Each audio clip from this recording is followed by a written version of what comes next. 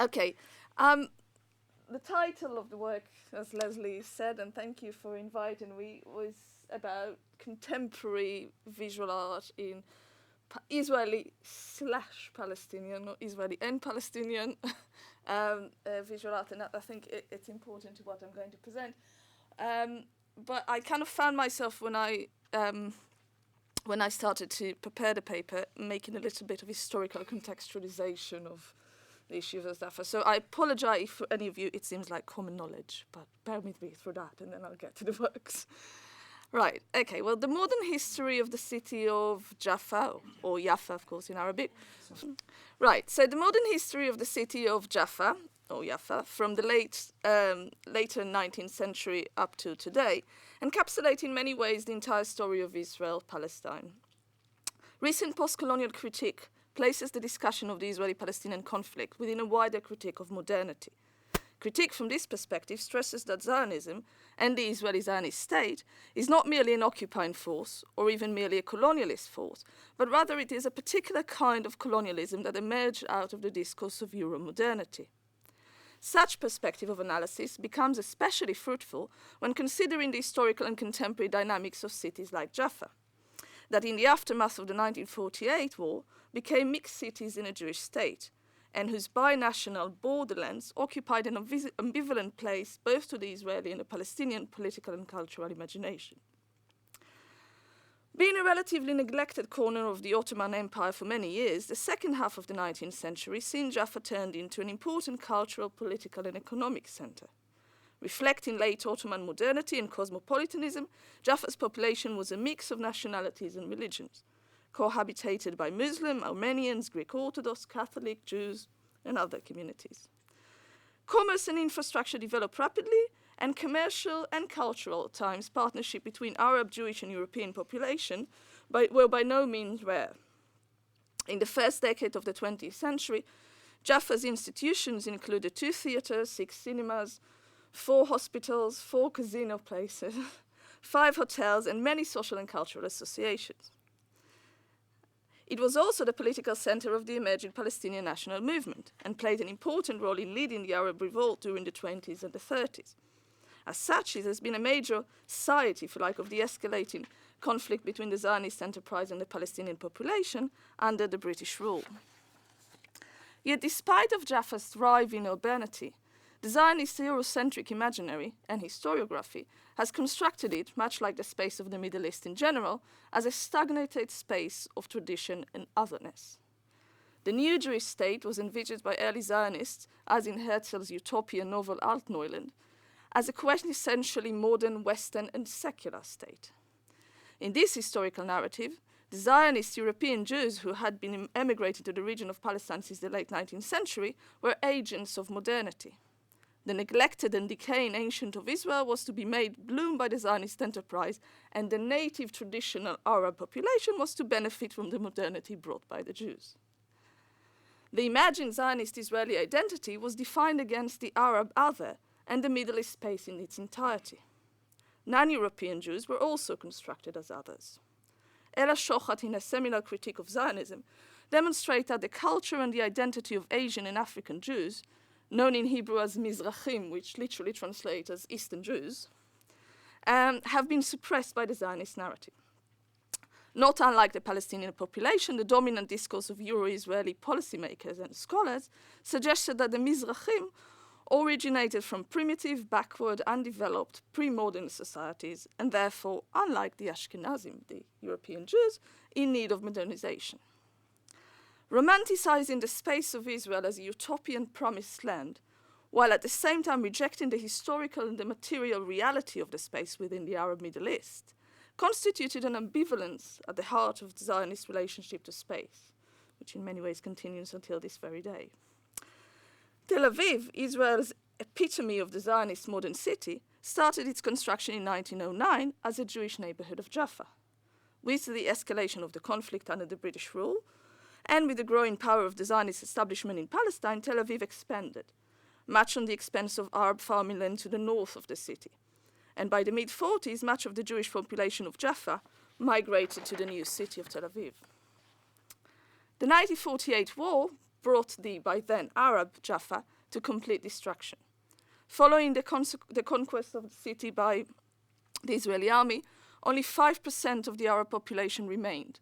That's about 30,500 people compared to, there are different estimations of what was the population in 48, but it's roughly around 70, 80 are the kind of accepted figures. Empty houses were either demolished or repopulated by Jewish immigrants, largely from the north of Africa and Romania. And the Arab Jaffans were ghettoized by the martial rule in an area called Ajami, which later on became known now as the Arab neighborhood of Jaffa.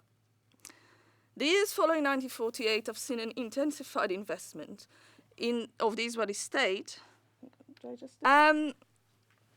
So the years following 1948 have seen an intensified investment of the Israeli state in what Mark Levin calls processes of creative destruction, constituting an aesthetic of erasure and reinscription which aim, within the paradigm of Euromodernity, was to reconfigure the space of mandatory Palestine from an Arab and traditional space to one which is Jewish and modern. Palestinian history and culture were erased from the landscape, and the Arab citizens were marginalized within the newly formed Israeli public sphere.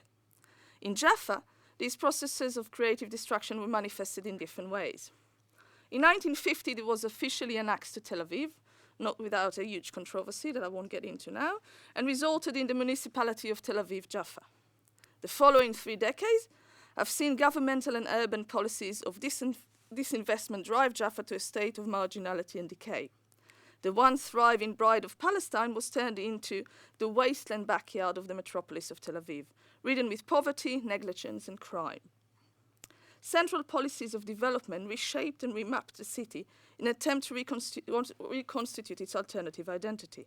So streets, for example, were stripped of a name and were just given marked by numbers, and that was going on for quite a long time, perhaps indicating some of the ambivalent place that mixed cities like Jaffa hold, because in other places in Israel, streets were given names quite quickly. And it's only later on, as part of an ongoing process of gentrification, that streets in Jaffa were renamed with Hebrew names. Representation of Jaffa in the mainstream Israeli discourse in those decades were dominated by Orientalist dual imagination of the city as a space of fear and desire, wavering between images of romantic historicism and political violence. Anxious representations of Jaffa as the Arab enemy from within, as a place of violence and extremism, tend to surface in time of political crisis, such as the First and the Second Intifada, or whenever there's a bombing, then Jaffa becomes, the kind of nationalist Jaffa. Although major Israeli cultural products of the time depicted Jaffa's violence also as associated with immigration and crime, and that was a major part of its depiction. At the same time, these representations were often inseparable from a positive and romantic imagery of Jaffa's historical depth and folklorist charm.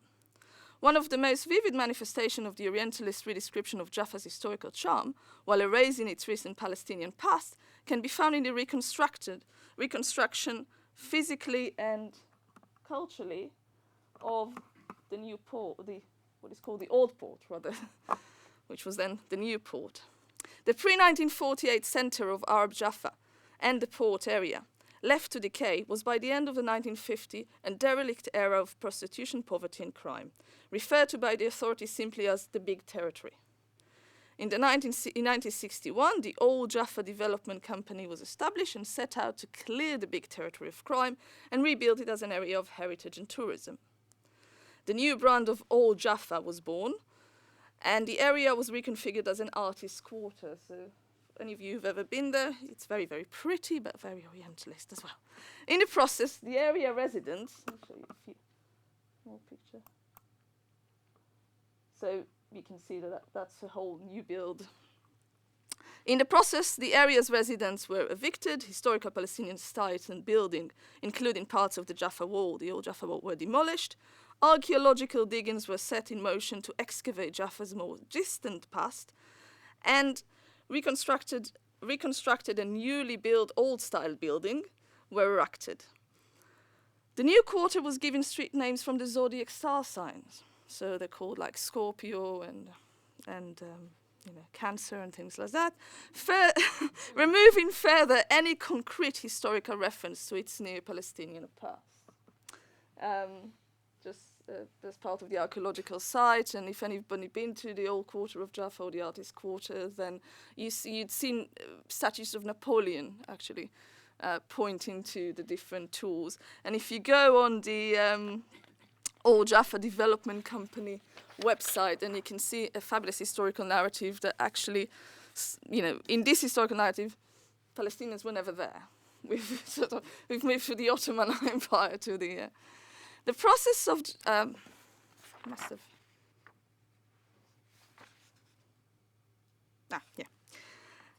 however, it is only since the 1990s that Jaffa is going through an intensive process of gentrification, led partly by the municipality, but driven primarily by wealthy developers of middle-class Israelis who are taking a romanticized resurgence of interest in Jaffa's historical charm, its beautiful building, and picturesque seashore.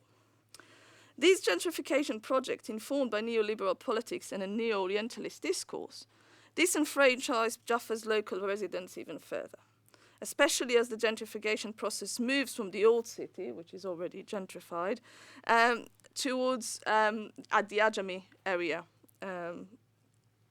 This is resulting in increased official and unofficial evacuation of Palestinian families. So just as an example, in 2007, the Israeli Land Administration issued 497 evacuation orders to Palestinian families in the Ajami neighborhood who were charged with illegal construction. The process of gentrification, coupled with the rippling effects of political events such as the Al-Aqsa Intifada, the October 2000 protests inside Israel, and the Arab Spring, led to the development of a radical political action and new forms of binational collaborations of the kind that post-1948 Jaffa has never seen before. Much of this political activism is tied with artistic and cultural initiatives, led by Palestinian artists, writers, and filmmakers, as well as by Jewish Israelis.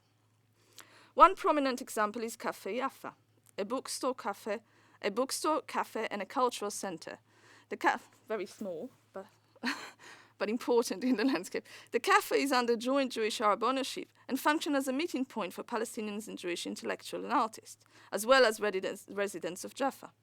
It holds regular cultural events, mainly of Palestinian culture, and promotes activities such as local action groups, which are dedicated to exposing the Palestinian history of the city in the Israeli public sphere. One of these action groups, Jaffa Action, is a joint study group of Palestinian residents with actually Jewish gentrifiers, dedicated to bringing change through the study of the history and sociology of the city. Other examples include the organization of Zochrot, which works on a national level, not just in Jaffa, literally translated as remembering, but in the female form of the word, which is dedicated to raising awareness to the Nakba and the art project. To raising awareness of the Nakba, and the art project Autobiography of a City, which offers new tools to reconstruct Jaffa's history through artistic interventions in its urban landscape. So there were various things that they did across the city.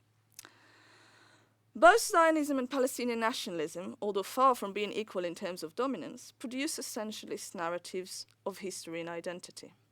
But the realities on ground, the lived-in experiences of people in Israel and Palestine, are more often than not split, fractured, ambivalent, and hybrid, especially for those who occupy the liminal space of the mixed cities. In his extensive ethnographic research of Jaffa, Daniel Montenegro, who grew up in Jaffa as well, described its daily life as following. Life in Jaffa embodies inherent tension. It is a mixture of dense daily coexistence between Arab and Jews, interwoven with deep cultural distance. From the minute daily practices, shopping, dressing, discourse and table manners, through national identity.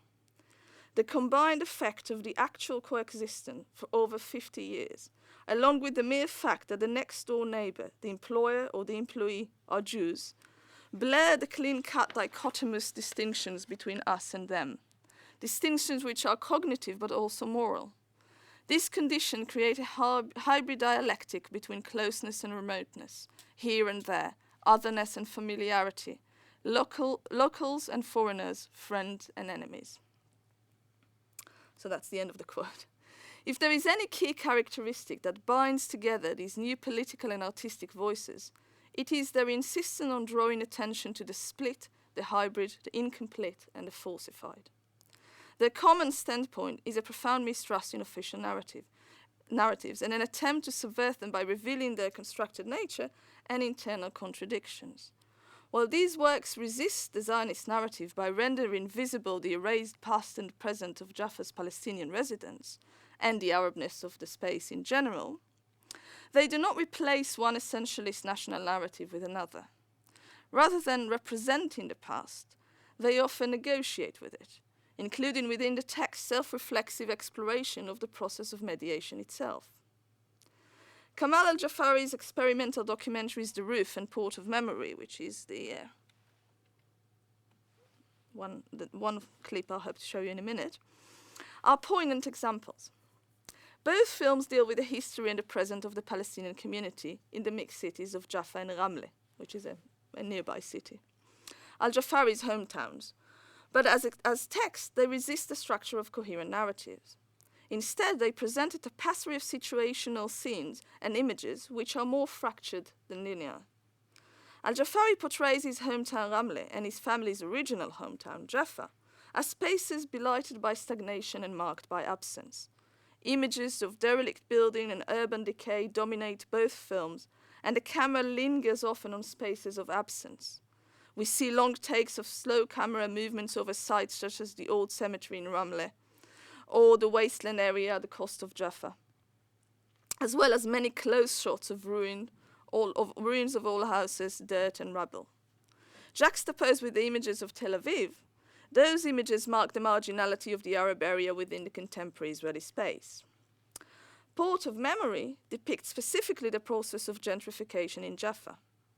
The film follows the struggle of al-Jafari's uncle, Salim, to push away forceful initiatives of gentrification made by the authorities, who threat to evacuate the family who lived in the house for generations due to lack of proper documentation, as well as by kind Israeli Jews who are enchanted by the beauty of the place and offer to buy it. The home in Jaffa is then still under threat 62 years after the Nakba. Throughout both films, al-Jafari negotiates with other imaginaries of Jaffa. And in one poignant scene, he negotiates with a sort of Zionist one, and that's the clip I want to. It's from an Israeli popular musical called Casablanca that was released in 1974. Directed by the later very big Hollywood producer Menachem Golan, the film was an adaptation of a very, very successful play that was written in 1954 by Yigal Mosinzon. The play and later the film played a central role in reproducing Jaffa's post-1948 Orientalist image, in bringing it to the Israeli public's awareness and in stereotyping it as a battlefield of ethnic strife, working-class culture, crime and immigration. The story deals with the assimilation of the Mizrahim, the Eastern Jews, into the Israeli imagined collective through the forbidden love story of Casablanca, who's the guy we saw in the film, a young Moroccan Israeli, a war veteran, who is now a delinquent living in Jaffa, and an Ashkenazi middle-class girl from Tel Aviv. In the clip that al-Jafari includes, we see Casablanca at a crisis point in the plot, walking along the Jaffa shore, leading to the abandoned port that we just saw. The lyrics of the song reminiscing about his hometown, in Morocco. Al-Jafari superimposed on the old film footage, if you notice, an image of his uncle, first for a split second peeping at Casablanca from a derelict building, and at the end of the clip, walking along the empty streets of the port with the fictional character. As the film's clip fades, the uncle is left to walk these streets alone. The scene's meanings are, of course, multiple, ambivalent, and open. Casablanca ironically yearns for an Arab space beyond the sea while walking the streets of a destroyed Arab city. Palestinians do not exist in the Jaffa portrayed in Casablanca. The Jaffa whose streets Casablanca walks is nothing but a wasteland. It cannot offer him a cultural home, and indeed his longing is for somewhere else. The irony of both places being Arab may well have been lost on Israeli audiences of the time. He also yearns for a place of tradition, or at least a place where tradition and history is allowed to exist. This yearning is in itself Orientalist in its imagination of the places from which Arab Jews came from. In the plot of the film, the traditionalism of the Arab Jews in Jaffa stands in contrast to the secular and modern Ashkenazi space of Tel Aviv. It is also seen as the root for the difficulties of them that they encounter in trying to assimilate into the Israeli collective. But the desire itself for a place beyond the sea, where everybody came from, is deliberately meant to strike a chord with Israeli audiences, Ashkenazi and Mizrahi alike.